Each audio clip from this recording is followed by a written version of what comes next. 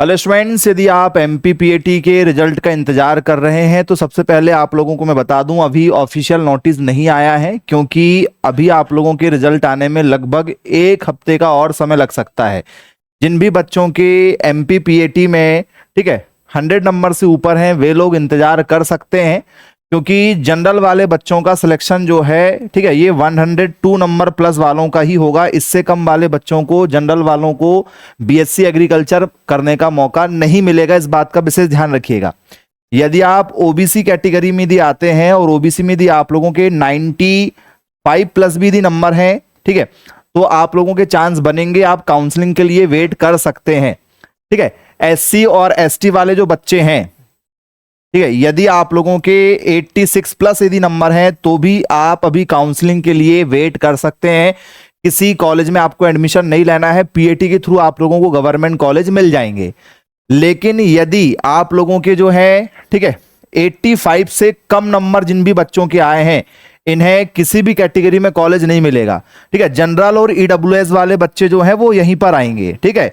100 से ऊपर नंबर आपके होना चाहिए तो ही आपको कॉलेज मिलेगा बीएससी एग्रीकल्चर में। अब पीएटी का जो आप लोगों का स्कोर कार्ड होगा, जो फाइनल रिजल्ट आएगा, जैसे मान के चलिए कुछ बच्चे एग्जाम देकर आए हैं और उनके 107 नंबर आए हुए हैं, तो नॉर्मलाइजेशन होगा आप लोगों का। नॉर्मलाइजेशन में जो है कुछ बच्चों के नंबर 1 या 2 नंबर बढ़ेंगे, तो आपका जो रिजल्ट आएगा ये पॉइंट वगैरह में आएगा इस तरीके से। तो रिजल्ट देखकर आप घबराइएगा नहीं।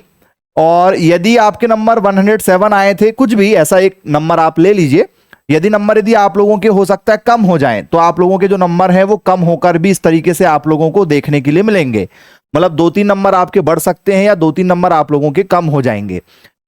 तो काउंसलिंग की डेट जैसी आएगी, नेक्स्ट वीक आप लोगों की काउंसलिंग स्टार्ट हो जाएगी। तो कैसे काउंसलिंग करना है उसकी ऊपर हम आपको वीडियो बनाकर बताएंगे। तो अभी आप थोड़ा सा वेट कीजिए। और जिन बच्चों के भी 85 से कम नंबर आए हैं, वे सारे बच्चे या तो 2026 के लिए तैयारी कर सकते हैं। तो नए बैचेस स्टार्ट आप लोगों के हो रहे हैं एमपीपीएटी के।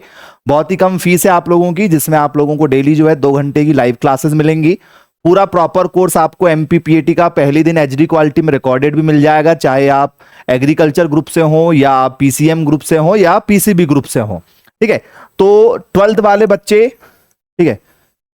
जिनका 12th में एग्रीकल्चर सब्जेक्ट है या आप लोगों का बायोलॉजी सब्जेक्ट है या आप लोगों का मैथ सब्जेक्ट है, तीनों सब्जेक्ट के बच्चे इस एग्जाम को देते हैं। और आप इसको 1 बार 2 बार 3 बार जितने बार देना चाहें, तो इसमें कोई आपकी लिमिटेशन नहीं है।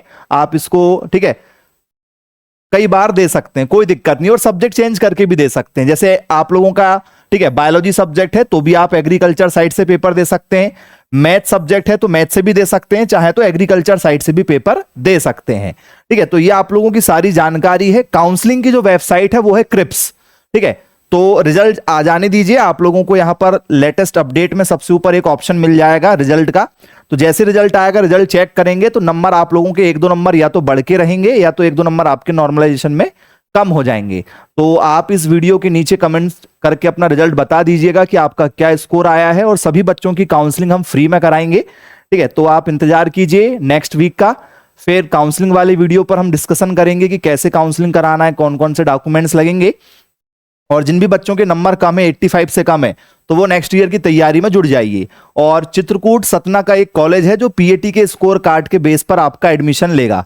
तो पीएटी के रिजल्ट आने के बाद में चित्रकूट सतना वाले कॉलेज की भी काउंसलिंग स्टार्ट हो जाएगी। तो आप लोगों को पीएटी की काउंसलिंग कराना है, चित्रकूट सतना वाले कॉलेज की काउंसलिंग नहीं कराना है। पीएटी की काउंसलिंग यदि आप करवाते हैं तो वही जो सारे डॉक्यूमेंट्स आपके हैं, पीएटी की काउंसलिंग के, वही डॉक्यूमेंट्स के बेस पर आप चित्रकूट सतना जाएंगे। ऑफलाइन उसकी काउंसलिंग होती है, आप डॉक्यूमेंट जमा करते हैं, 2 से 3 घंटे बाद में मेरिट लिस्ट आ जाती है।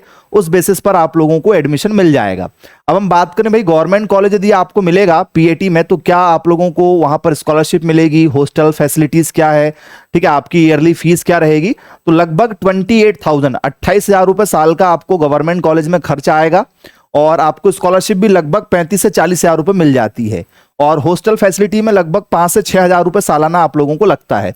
मतलब जो आप फीस पे करेंगे उतनी ही आपको रिफंड हो जाती है स्कॉलरशिप में, तो जेब का 1 रुपए नहीं लगता है, लेकिन हाँ तुरंत में आपको पैसे जमा करना होता है। ठीक है, जब आप एडमिशन कराएंगे और अपना कॉलेज लॉक कराएंगे, जो भी आप कॉलेज प्रेफरेंस में रखेंगे, फर्स्ट सेकंड थर्ड फोर्थ, ठीक है, तो यूट्यूब पर आप चेक कर लीजिएगा, अपना कॉलेज लिस्ट वाला वीडियो अपलोड है, तो कॉलेज का सिलेक्शन कर लो आपके नंबर के अकॉर्डिंग, उसको प्रेफरेंस में आप सेट कर लो, और जैसी काउंसलिंग होगी तो चॉइस फिलिंग आपको पहले, ठीक है, सभी फ्री सीट वाले कॉलेज को रखना है, उसके बाद में पेमेंट सीट वाले कॉलेज को आप रखेंगे। ठीक है, तो आप यहां पर देख सकते हैं, यदि हमको रूल बुक में देखना तो आप यहां से रूल बुक डाउनलोड कर लीजिएगा, ये पीएटी की रूल बुक है, और यहां पर यदि आप नीचे आएंगे तो यहां पर सारे कॉलेज की आपको लिस्ट भी मिल जाएगी। ये आप लोगों के कॉलेज हैं। ठीक है, तो इनमें से जिस भी कॉलेज को आपको फ्री सीट में रखना, पहले उसको फ्री सीट में रखिएगा, फिर उसको पेमेंट सीट में रख दीजिएगा, और 5,000 रुपए सीट लॉक करने का लगेगा, और बची जो फीस है आप लोगों की वो कॉलेज जाकर आपको देना होगा।